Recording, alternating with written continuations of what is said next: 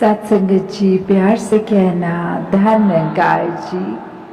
आप सबके दर्शन हुए थे, उसके बाद गर्भ से हो रहे हैं। तो ये जो आप सबका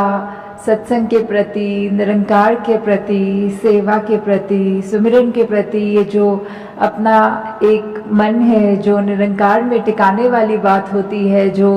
अपना असली रूप है हर एक का, उसकी पहचान करने तक की यात्रा ही नहीं है। सिर्फ एक बार जब ये रूबरू होकर इस प्रभु परमात्मा का ज्ञान, ब्रह्म ज्ञान द्वारा आज हमें जब मिल जाता है, तो उसके बाद जीवन को कैसे जीना है, वो सब बातें जो इस सत्संग रूप से हमें शिक्षा मिलती है, उसको किस तरह अपने जीवन में अपनाना है। तो वही भाव आप सबका आज दिख रहा है कि चाहे आज कुछ भी करा जा सकता था दिन में, पर आप सब ने ये वो डिसीजन लेकर कि आज सत्संग ही किया जाए। तो उस तरह ये जो नहीं भी आ पाए और उनका भी ध्यान था सत्संग में आने का, या आप सब जो आए भी, तो कैसे ये समय की बात है कि अपना यूज़ जो किया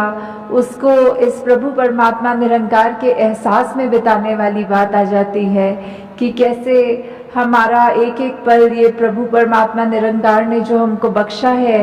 उस पल को हम सदुपयोग करते हुए कि किस तरह हमारी इंटेंशन की बात होती है वो कि हमें सत्संग में आकर एक एक पल सिर्फ आकर बैठ के चले जाना नहीं, पर एक एक वक्ता, चाहे छोटे बच्चे की जुबान से था, बुजुर्ग की, बहन भाई, जिनसे भी कविता रूप, गीत रूप, स्पीच रूप, जो भी बोला सबने, वो एक एक वचन ऐसा था जो पूरे जीवन में एक इम्पैक्ट पॉजिटिव कर देता है।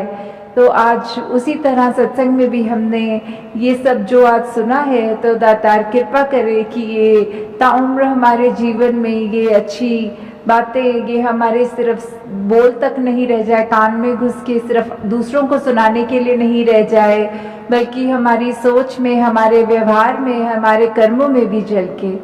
तो ये पंक्तियों में जिस तरह ये बात हो रही है हरदेव वाणी में कि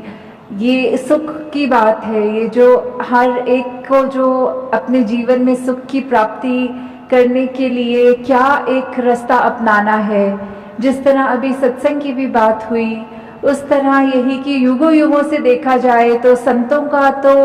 दिल ऐसा ही हुआ है जो सिर्फ अभी की बात नहीं है, चाहे कलयुग हो, सतयुग हो, द्वापर हो, कोई भी समय ले लें, कि संतों ने तो हमेशा यही चाहा है कि एक जो हर एक को कैसे मन में चैन दिया जाए, हर एक को किस तरह अपने असली रूप इस परमात्मा का दर्श दीदार करा दिया जाए, और कैसे उस तरह फिर एक जो पहचान कराई जाए, अच्छे गुण दिए जाए, उसी में ही एक ये परमानेंट सुख छुपा है। छोटे छोटे सुख तो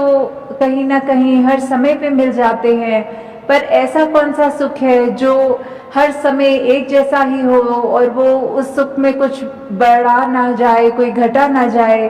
तो वो वाला सुख जो एक ब्लिस की अवस्था होती है, जो एक चैन से भी ऊपर उठ के, खुशी से भी ऊपर उठ के जो वो सुख है, तो वो सुख सिर्फ तभी मिल सकता है जब हम संतों का संग कर लेंगे। कि संतों का जब तक संग हमारे जीवन में आएगा नहीं, तब तक हम कैसे अपने जीवन को उस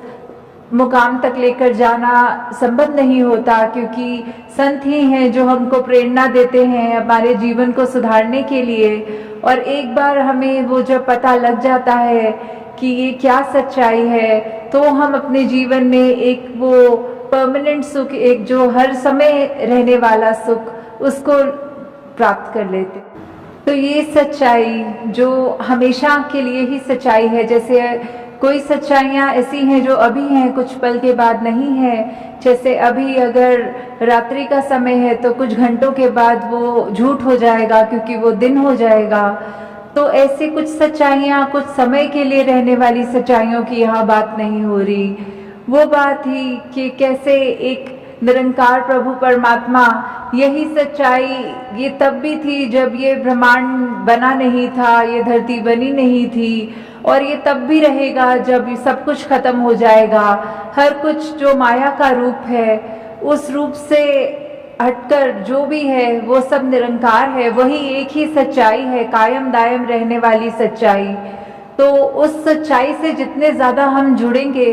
हमारे अपने मन के भाव उन गुणों को अपनाएंगे कि कैसे ये हम इस निरंकार जैसा बनता और जाते रहें। जैसे विशालता का जिक्र आता है, और भी जो भी हमारे को गुण समझ में आते हैं कि हर एक गुण इस निरंकार में स्वयं है, और वैसे ही हम उतना ही हमारा भी मन सच्चा होता जाएगा जितना हम खुद सिमरन रूप में, संगत रूप में, सेवा रूप में इस निरंकार से जुड़ते चले जाएंगे। तो वो नेचुरली वही बात कि हमारे मन में भी वही सच्चाई अपनी पकड़ और बनाएगी, और हमारा मन भी फिर कुछ और गलत चीज़ें सोचने के बजाय सिर्फ ये सच्चाई से ही जुड़ता चला जाएगा।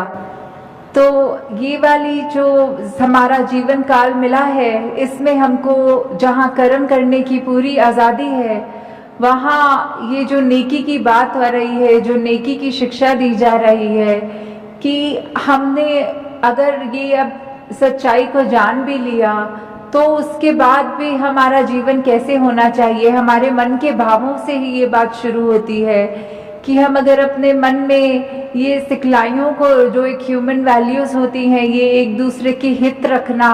एक दूसरे को खुशी देना,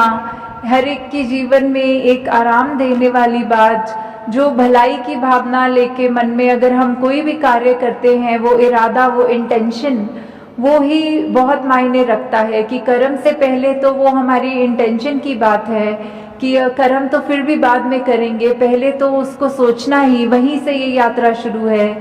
तो ये नेकी करने की बात कि जितना हम जीवन में निरंकार से जुड़े रहेंगे, उतने ही हमारे कर्म कुछ भी गलत हमसे नहीं करवाएंगे। हम खुद वो चेतन अवस्था में रह कर कि निरंकार हर समय है, प्रभु परमात्मा हर समय हमें देख रहा है, तो कुछ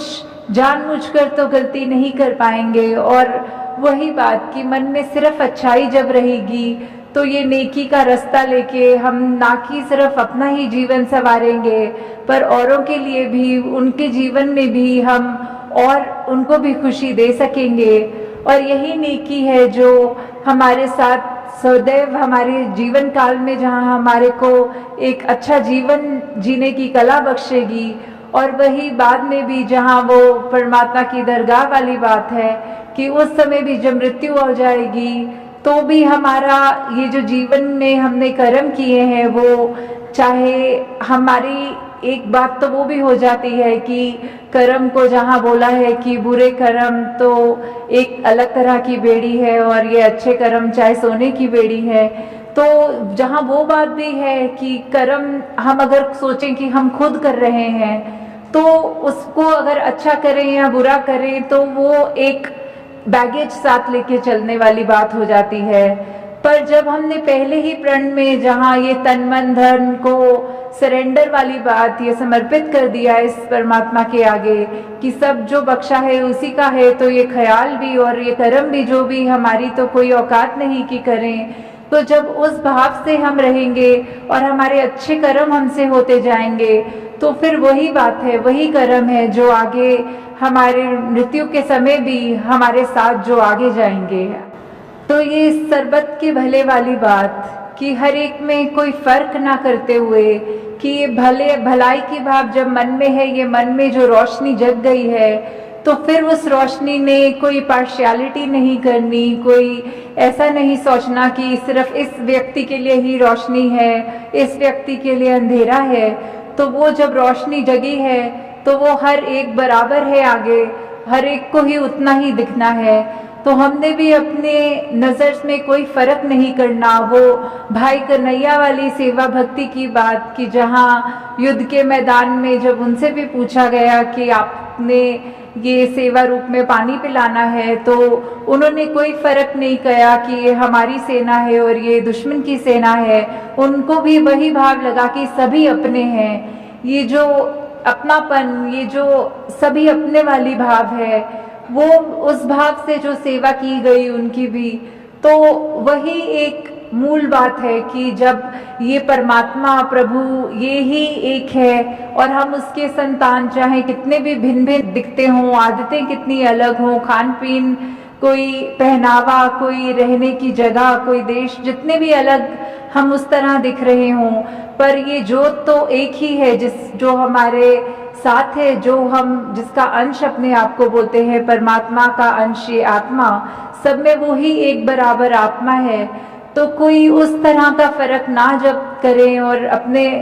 आप पे ये सुधार हमेशा जारी रखें कि हम बस अपना एक जो सही मार्ग है उस पर ही चलते रहें, ठीक बातें करें, सही अपना उच्चारण रखें, तो वही बात हमारे जीवन में खुशबू भी जहाँ डालेगा वही हमको और निम्रता की ओर भी लेकर जाएगा। हमको अपने कर्मों के ऊपर वो अभिमान भी नहीं होगा और हमेशा वो सेवा भावना जहाँ सभी अपने हैं उस नज़रिए की तौफीक भी हमको हमारे साथ रहेगी। तो दासी सभी से यही एक कामना करते हुए कि निरंकार का जो पहचान हमें मिली है, हमको अपने कर्मों में ये एक एहसास हमेशा रखना है और साथ ही जहाँ अपने आप को तो ठीक मार्ग पे सेल्फ करेक्शन मोड पे रख के हर चीज़ को करना है, साथ ही कोशिश ये भी हो कि हम जितने भी और हमारे जानने वाले हैं हम उन तक भी ये सच्चाई की वे आवाज़ पहुँचाएं कि जिस तरह हमको ये तौफीक मिली है, दातार कृपा करे हर एक के घर में एक ये ज्ञान उजारा होकर उनको भी ये रोशनी मिले। साथ संगत जी, धन्यवाद।